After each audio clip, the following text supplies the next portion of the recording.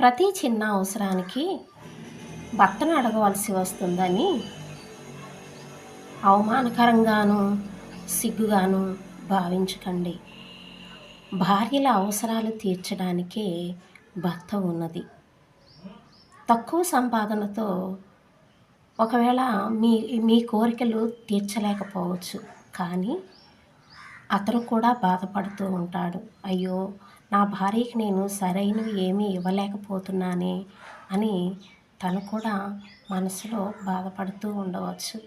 అది అర్థం చేసుకొని ఒక స్త్రీగా, ఒక భార్యగా ఏ విధముగా ఉండాలో, భర్తతో ఏ విధముగా కలిసిమెలిసి ఉండాలో ఆలోచించి నిర్ణయం తీసుకొని భర్త నావాడు అని ఆయనతో సంతోషంగా ఉండండి.